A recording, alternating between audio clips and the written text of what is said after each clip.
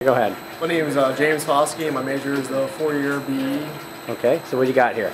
Right now I have my senior project, which is for open house. We were working on level control, and we're using the PLC to control the level. And basically we have a differential transmitter, which is measuring the pressure in the tank from the water to what's not being measured. And that basically gives us the inches of H2O in the tank right now. And then that value is being set to the PLC through 420 milliamps. And then in order to control the level, we have a set point, which is we're using the PID function in ladder logic.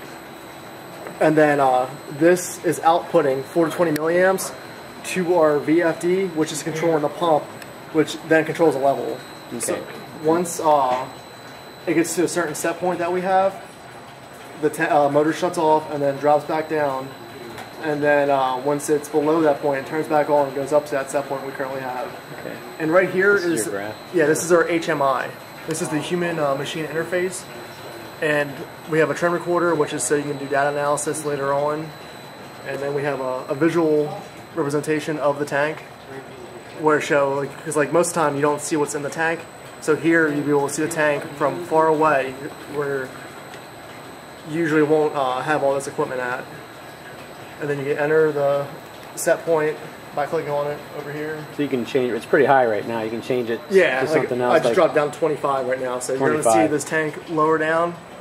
Okay, which is the same thing as what's going on here. It drains Yep. here to the bottom here. The VFD is where? The VFD is over here on the side. Over here. Okay. Yeah, it's those little boxes right here.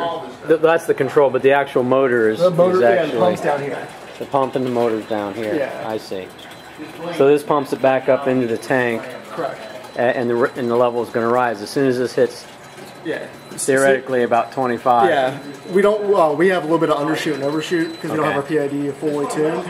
All right. But the first time it drops down a little bit lower, but after it hits that initial 25, it'll probably drop down about 24 and then go back up. I see. So now it's going back up again right there, yeah. And here's your graph showing the same. Yeah, thing. you'll see it shows. You see the trend dropping. Right. Awesome. And then you were talking about you're going to enhance this a little bit more with how? Yeah, I want to implement a PIDE function, which has an auto-tune feature. Right. And then you can also have a fast response, slow response, and medium response with the PIDE, which then make it more accurate and how you want your process to be.